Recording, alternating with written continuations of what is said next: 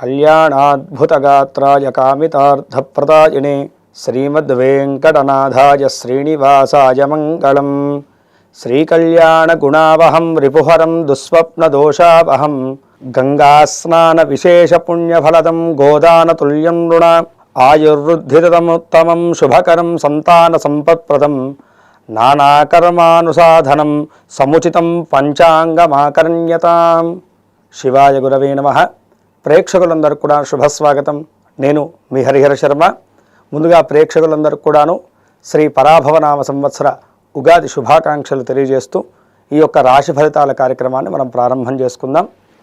ముందుగా రాశి ఫలితాలు అనేటువంటివి వినేటువంటి ముందు ఇందాక మనం చెప్పుకున్నటువంటి శ్లోకాన్ని వినమన్నారు. ఎందుకయ్యా అంటే కనుక పంచాంగ శ్రవణం వల్ల ఏమి ఫలితాలు కలుగుతాయో ఆ యొక్క శ్లోకంలో పెద్దవాళ్ళు మనకు సూచించారు. సమస్త పుణ్యతీర్థాలు తిరిగినటువంటి పుణ్యఫలితము, గోదానము మొదలైనటువంటి మహాదానములు చేసినటువంటి పుణ్యఫలితములు, పురాణాది శ్రవణాలు చేసినటువంటి పుణ్యఫలితములు ఉగాది నాడు పంచాంగ శ్రవణం చేయడం వల్ల ఆ విన్నటువంటి భక్తులకు కలుగుతాయి అని చెప్పేసి శాస్త్రవాక్కు. అలాంటి మహత్తరమైనటువంటి రాశి ఫలితాలను మనం తెలుసుకోబోతున్నాం. ముందుగా ప్రధానంగా ఈ సంవత్సరం జరగబోయేటువంటి గ్రహ సంచారాలను బట్టి వాటి వల్ల మీ యొక్క రాశి వాళ్ళకు కలిగేటువంటి శుభ అశుభ ఫలితాలు ఏ విధంగా ఉన్నాయో ఇప్పుడు మనం తెలుసుకుందాం. ముందుగా ఈ యొక్క సంవత్సరంలో ప్రధానంగా ఈ సంవత్సర ఫలితాలు ఉగాది ఫలితాలు మనం సూచించేటువంటివి ప్రధానమైనటువంటి 4 గ్రహాల యొక్క సంచారం తీసుకుని 1 గురుగ్రహ సంచారము, 2 శనైశ్చర గ్రహ సంచారము, 3 రాహుగ్రహ సంచారము, 4 కేతుగ్రహ సంచారం. ఈ 4 సంచారాలు ఈ యొక్క పరాభవనామ సంవత్సర ఉగాది రోజు నుంచి ఏ విధంగా ఉండబోతున్నాయి ఈ సంవత్సరంలో అనేటువంటి మనం ముందుగా చూసుకుంటే కనుక శని భగవానుడి యొక్క సంచారం చూసుకుంటే కనుక ఈ సంవత్సరం మొత్తం కూడాను ఎటువంటి సంచారం కూడా శని భగవానుడు చేయట్లేదు, మీనరాశిలోనే ఉంటున్నారు. అదేవిధంగా గురుగ్రహ సంచారం చూసుకుంటే కనుక ప్రస్తుతానికి మిథున రాశిలో ఉన్నటువంటి గురువు కర్కాటక రాశిలోకి జూన్ 2వ తారీఖు నుంచి సంచారం చేయబోతూ ఉన్నారు.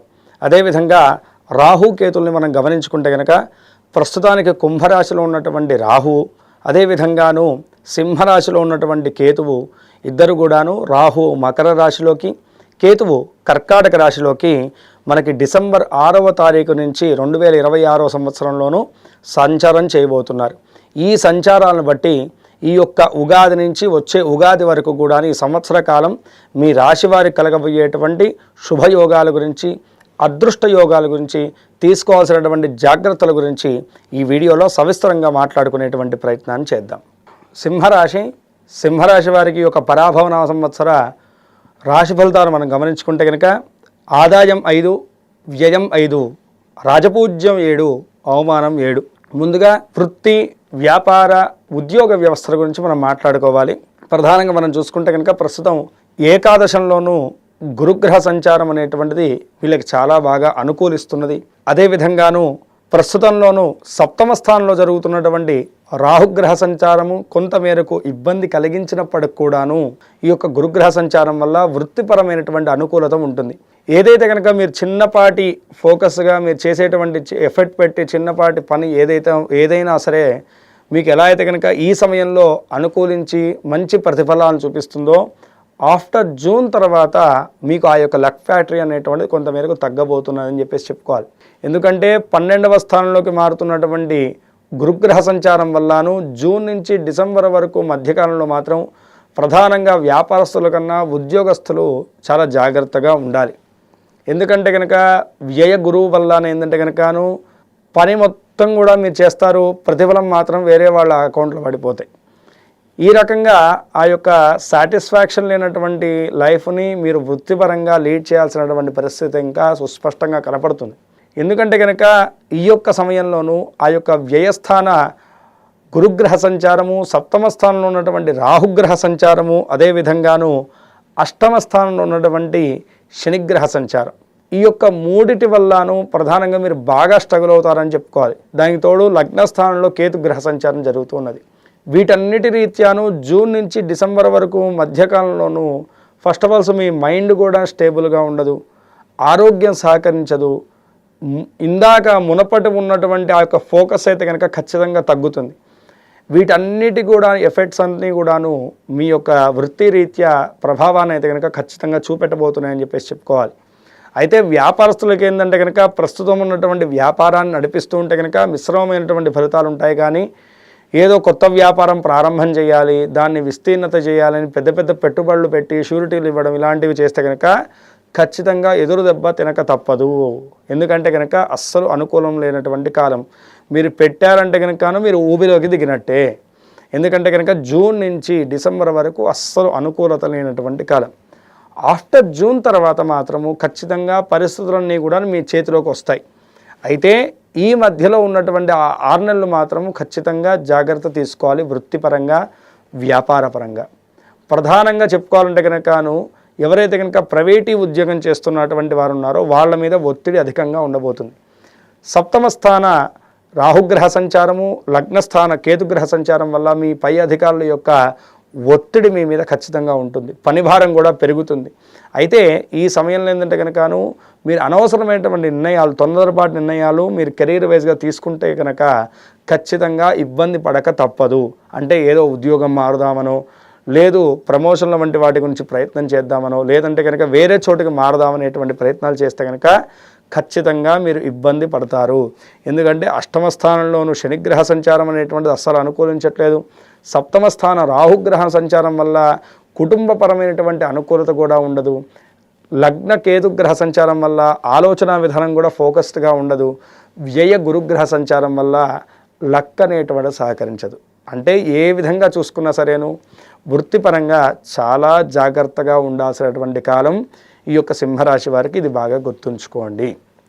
ఎవరైతే కనుక విదేశీ వ్యాపారము, విదేశీ ఉద్యోగము, వీసా వంటి ప్రాబ్లమ్స్ ఎదుర్కొంటున్నారో వాళ్ళు డిసెంబర్ తర్వాతకి వాళ్ళకి అనుకూలమైనటువంటి ఫలితాలు అయితే కనుక ఖచ్చితంగా గోచరిస్తూ ఉన్నాయి. ఎందుకంటే కనుకను వ్యయస్థానంలోకి ఆ యొక్క కేతుగ్రహ సంచారము, అలాగే షష్ఠమ స్థానంలోకి రాహుగ్రహ సంచారం అనేటువంటిది పూర్తిగా వీరికి అనుకూలించేటువంటి కాలంగా కనపడుతున్నది. ఎవరికైతే కనుక జాబ్ ఆఫర్స్ వస్తున్నాయో ఫారెన్ నుంచి వాళ్ళందరూ కూడాను డిసెంబర్ తర్వాత చాలా అనుకూలమైనటువంటి కాలంగా గోచరిస్తున్నది. ఈ సమయంలో మీరు చేసేటువంటి వీసా వంటి ప్రయత్నాలన్నీ కూడా ఏవైతే ఉంటాయో కొంచెం ఖర్చుతో కూడినటువంటి వ్యవహారంగా మారి కొంతమేరకు మిమ్మల్ని ఇబ్బంది పెట్టేటువంటి సూచనలు అయితే కనుక ఖచ్చితంగా కనపడుతున్నది. ఈ విషయాన్ని కూడా కొంచెం గుర్తుంచుకోండి. ఇక విద్యార్థుల యొక్క వ్యవస్థ ఏ విధంగా ఉంటుంది? విద్యార్థులకైతే కనుక మిశ్రమమైనటువంటి ఫలితాలు కనపడుతున్నాయండి. జూన్ వరకు కూడాను కొంతమేరకు మంచి అనుకూలమైనటువంటి కాలమే కనపడుతున్నది. జూన్ నుంచి డిసెంబర్ మధ్యకాలంలో మాత్రం పిల్లలు చాలా ఫోకస్డ్గా ఉండాలి. ఈ సమయంలో ఏంటంటే కనుక మీ మైండ్ డైవర్ట్ అవుతూ ఉంటుంది. కాబట్టి ఈ సమయంలో ఏకాగ్రతగా మీరు పెట్టేటువంటి ఎఫెక్ట్స్ ఏవైతే ఉంటాయో ఖచ్చితంగా మీకు అనుకూలిస్తాయి. అయితే డిసెంబర్ తర్వాత వ్యయస్థాన కేతుగ్రహ సంచారం వల్ల పోటీ రంగ పరీక్షల్లో కానీ పరీక్షా విషయంలో కానీ మరింత ఆ యొక్క ఫోకస్డ్గా మరింత శ్రద్ధతో ఉండాలి. ఈ విషయాన్ని కూడా బాగా గమనించాలి విద్యార్థులు. అయితే ఎవరైతే కనుక పోటీ రంగ పరీక్షల్లో కానీ లేదంటే కనుక మంచి కాలేజెస్లో కానీ లేదంటే యూనివర్సిటీలో గురించి ప్రయత్నాలు చేస్తున్నటువంటి వారు ఉన్నారో జూన్ లోపల మీ ప్రయత్నాలన్నీ కూడా ముందుకు తీసుకెళ్ళండి. మంచి ప్రతిఫలాలు అయితే కనుక మీకు ఉండబోతున్నాయని చెప్పేసి మనం మాట్లాడుకోవాలి. ఇక కుటుంబ వ్యవస్థ రీత్యా ఎలా ఉండబోతుంది ఈ సంవత్సరం అంటే కనుకను ప్రధానంగా మీ యొక్క జీవిత భాగస్వామితో ఉన్నటువంటి ఎడబాటు గొడవలు ఏవైతే ఉన్నాయో అవి మరింత తీవ్రదాయకమైనటువంటి ఫలితాలను అయితే కనుక మీ మీద చూపెట్టబోతున్నాయి జూన్ నుంచి డిసెంబర్ మధ్యలో. ఈ సమయంలో మీ ఇంట్లో ఉన్నటువంటి పెద్దవాళ్ళ యొక్క అండదండలు ఎంతో మీకు మేలును చేకూరుస్తాయి. వాళ్ళ మాటను మీరు పట్టించుకోకుండా మీ చర్యలను మీరు తీసుకుంటే కనుక ఖచ్చితంగా ఇబ్బందులు ఎదుర్కోక తప్పదు. కాబట్టి కోర్టులో ఉన్నటువంటి ఆ యొక్క ఆస్తి తగాదాలు కానీ విడాకు సమస్యలు కానీ ఏవైతే ఉన్నాయో అవన్నీ కూడాను ఆఫ్టర్ డిసెంబర్ తర్వాత మీకు ఫేవరబుల్గా వస్తుంది. ఈ లోపల వచ్చేటువంటి ప్రతిఫలాలన్నీ కూడాను మీకు ఇబ్బందులనే కలగజేస్తాయి. జూన్ నుంచి అదేవిధంగా డిసెంబర్ మధ్యలో ఉన్నటువంటి కాలంలో ఇంట్లో విషయాల మీద మీరు చాలా ఫోకస్డ్గా ఉండాలి.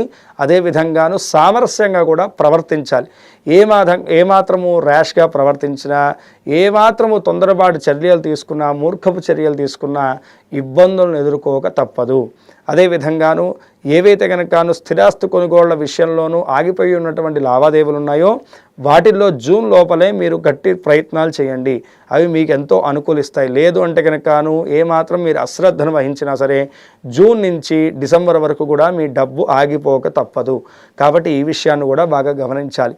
ఈ సమయంలో జూన్ తర్వాత నుంచి ఎటువంటి షూరిటీలు కానీ ఎలాంటి పెట్టుబడులు కానీ పెట్టేటువంటి విషయంలో కూడాను తగు జాగ్రత్తలు తీసుకుంటూ ఆ యొక్క సమయంలో కూడా పెద్దవాళ్ళ సలహాలు తీసుకోవడం అనేటువంటిది మీకు ఎంతో మేలును చేకూరుస్తుంది. ఇక ప్రేమ జీవనాన్ని మనం గమనించుకుంటే కనుక ప్రేమ జీవన విషయంలో కూడాను చాలా చక్కగా ఉందండి. అయితే డిసెంబర్ లోపల అయితే కనుకను ప్రేమ జీవనంలోనూ వివాహపరంగా ఎవరైతే కనుక ప్రయత్నం చేస్తున్నారో వారికి అంతగా అనుకూలం లేనటువంటి కాలము. ఎందుకంటే ఈ సమయంలో చేసుకునేటువంటి వివాహము ఎక్కువ రోజు నిలబడదు. కాబట్టి ఎవరైనా సరేను ఈ సమయంలో ఆఫ్టర్ మేకి ముందు కానీ అంటే జూన్కి ముందు కానీ లేదంటే కనుక డిసెంబర్ తర్వాత కానీ లవ్ మ్యారేజ్ చేసుకునేటువంటి ప్రపోజల్ ఉన్నటువంటి వారు ఈ సమయాల్లో చేసుకోండి, చాలా బాగా అనుకూలిస్తుంది. ఎందుకంటే కనుకను జూన్ నుంచి డిసెంబర్ మధ్యకాలంలో జరిగేటువంటి వివాహాలు మీకు ఎడబాటుని దూరాన్ని ఖచ్చితంగా కలగజేస్తాయి. కాబట్టి ఈ విషయాన్ని కూడా గమనించండి. ఎవరైతే కనుక ఇక సింహరాశి వారికి ప్రధానంగా మనం ఆర్థిక వ్యవహార విషయాల్లో మనం మాట్లాడుకుంటే కనుక ఆరోగ్య వ్యవస్థ రీత్యా చూసుకుంటే కనుక అష్టమ శనిగ్రహ సంచారము, అదేవిధంగాను జూన్ తర్వాత మారబోయేటువంటి గురుగ్రహ సంచారం వ్యయ స్థానంలోకి ఇది ఖచ్చితంగా దీర్ఘకాలికమైనటువంటి అనారోగ్య సమస్యలతో ఎవరైతే ఇబ్బంది పడుతున్నారో వారికి ఆపరేషన్లు వంటివి జరిగేటువంటి సూచనలు అయితే కనుక ఖచ్చితంగా కనపడుతున్నాయి.